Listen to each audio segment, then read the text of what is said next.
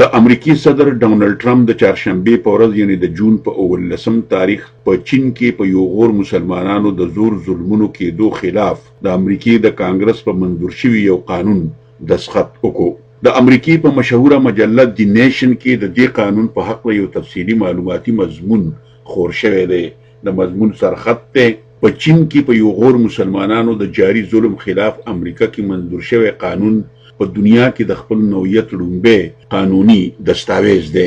دی نیشن د خپل معلوماتي مضمون په سر کې لیکلي دي چې د چهارشنبه په ورځ امریکا کې د یو غورو د بشري حقوقو د پالیسۍ په نوم منظور شوی قانون کې ویلي شوی دی چې د چین په غربي صوبه سینکیانګ کې په یو غور او نورو کم شمیره مسلمانانو باندې د چین لخوا د کیدونکو ظلمونو په سر به چین له سزا ورکولی شي. دا په دنیا کې د خپل نوعیت لومبه قانون دی کم چې د ډیری مودینه د سینکیانګ په نظربند کیمپونو کې د لکونو یو غور مسلمانانو د بندیوان ساتلو خلاف منظور کړی شوی دی. دی نیشن لیکي چې د امریکای کانګرس د چین خلاف په دې نوي قانون د منظورولو ترڅنګ چین ته یو نوی پیغام لیږلی دی. د ایوان سپیکرې نینسی پلوسی په 28 مای کانګرس کې خپل یو تقریر کې یو غور مسلمانانو ته لیږلي خپل یو پیغام کې دوی له تسلي ورکړې وه چې د امریکای پارلیمان تاسو هیر کړي نه یئ. دی نیشن خپل مضمون کې زیاتوي چې په سینکیانګ کې د یو غور مسلمانانو او د چین د کمیونست پارټۍ په منځ کې جنگ د ډیری مودینه انختی دی،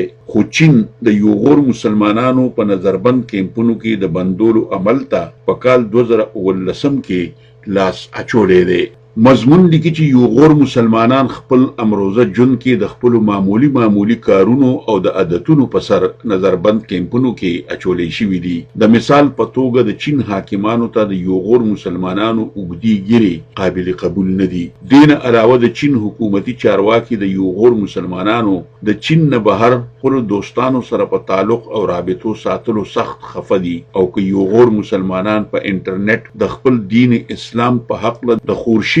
مواد مطالعه کوي نو د چین حکومت دیتا خونړی انتها پسندۍ ته د اوړېدو معنا ورکوي. دی نیشن لیکي چې نن ورځ د سینکیانګ په کیمپونو کې 13 لکه یو غور مسلمانان صرف په دې جرم کې بندیوان پراته دي چې دوی مسلمانان دي. د دنیا ډیرو صحافیانو او څېړنکارو د ډیر شواخون نه پس دا معلومات ترلاسه کړي دي چې د سینکیانګ په نظربند کیمپونو کې یو غور مسلمانان وهلې ټکولې کیږي، یو غور مسلمانو زنانو ته شرمونه اړولې کیږي، امیدوارو مسلمانانو ښځو نه په زور بچي غورځولی شي او په ډیرو واقعاتو کې یو غور مسلمانان وجلی شوي هم دي. دی نیشن لیکي چې د سینکیانګ په نظربند کیمپونو کې د پرتو لکونو یو غور مسلمانانو نه د وروستو پاتو خاندانونو هیڅ پرساني حال نشته، بلکې داسې تصدیق شده خبرونه هم راغلي دي چې د یو غور مسلمانانو د استوګنې په ځایونو کې جوړ جوماتونه اوار کړی شوي دي او د چین نه ترڅه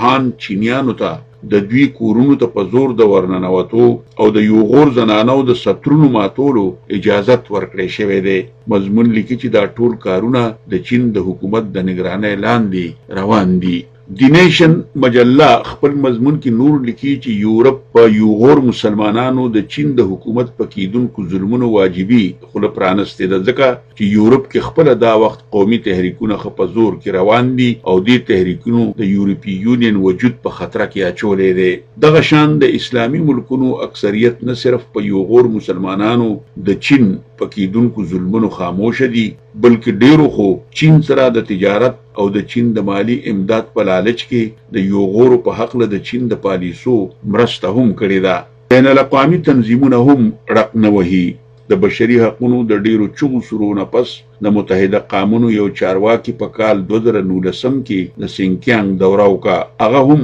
د ترهګرۍ خلاف د ملګرو ملتونو د ادارې مشر چې په خټه روسیې او ټولې همدردۍ د چین کمیونست پارټۍ سره وي. البته په امریکا کې ځینو چارواکو لکه د پخوا په شان نن هم یو غورو سره په ښکاره د ودرېدو اواز پورته کړی دی. په دې چارواکو کې د صدر ټرمپ حکومتي چارواکي هم شامل دي. د یو غور مسلمانانو په حق کې او په دوی د چین د ریاستي ظلمونو خلاف قانون سېنیټر مارکو روبیو د کال 2019 په جنوري کې وړاندې کړی وو او په دې ایوان کې خپل تقریر کې ویلي وو چې اوس وخت دی چې چین نه په یو غور مسلمانانو د کیدونکو ظلمونو تپوس وشي. په واشنگټن کې د یو غور مسلمانانو د بشري حقوقو د تنظیم مشر عمر کنات د دې قانون په منځورېدو خپل یو بیان کې ویلي دي چې د قانون په منځورۍ کې ډیل راتلل